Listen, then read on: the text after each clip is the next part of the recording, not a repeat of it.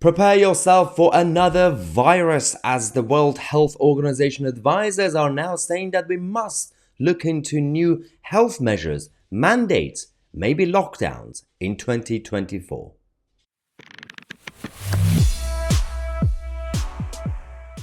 Hello, ladies and gentlemen, and welcome to the channel that challenges the mainstream media and the political establishment, from the left-wing nutters to the globalist elite.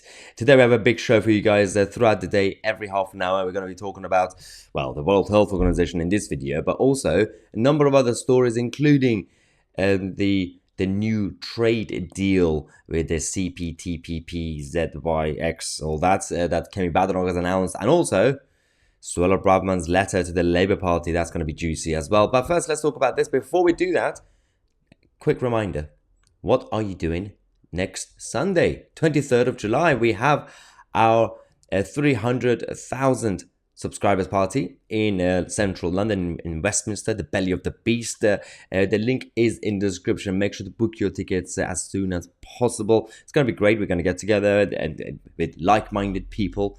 It's a safe space for freedom fighters. You can also ask me some questions. We're going to talk about a number of important issues, and then we're also going to have a few drinks and mingle. So let's talk about this new virus. It's not necessarily a new virus. It's a return of an existing thing. And the issue with this is that, as usual, we are hearing from some mainstream outlets that there are people, for example, the World Health Organization advisors, the so-called experts, who are saying, I think it's time to prepare. I think it's time to get into more measures, maybe lockdowns. And some people are kicking off saying, well, why? On what basis?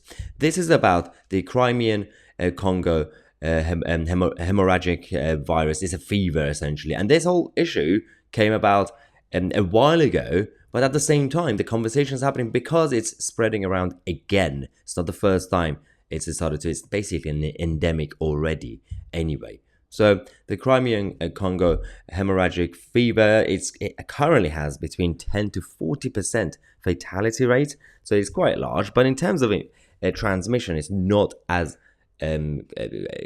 accelerated as the China virus. And it's primarily from the livestock animals that we have, cows and sheep and everything else. Birds seem to be immune. There are exceptions, but human transmission does exist. But again, it hasn't been that crazy so far. It is already an endemic, which means that it's basically here with us. It's not going to go anywhere. It's been here for a while. But there are no jabs currently for it, which makes you ask some interesting questions.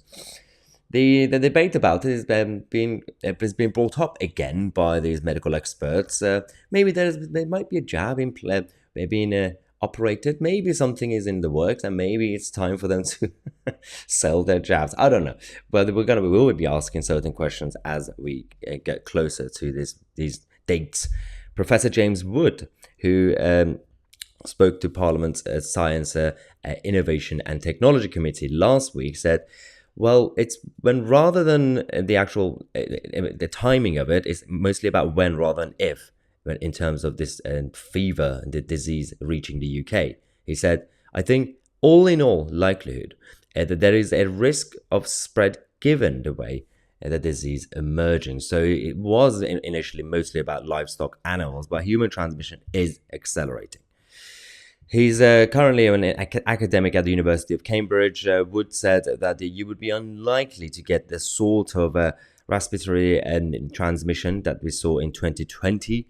He says, so even say, I don't want to call them extreme lockdown enthusiasts, but someone who thinks that these measures are very important to impose straight away, I don't think it will be appropriate, as it's not right for this form of infection. That includes lockdown measures as well as other health mandates. This is the big problem. And even if they don't do lockdowns, and it's unlikely for them to do lockdowns, but of course there will be lockdown enthusiasts, especially from the World Health Organization, who are going to be pushing for this sort of stuff.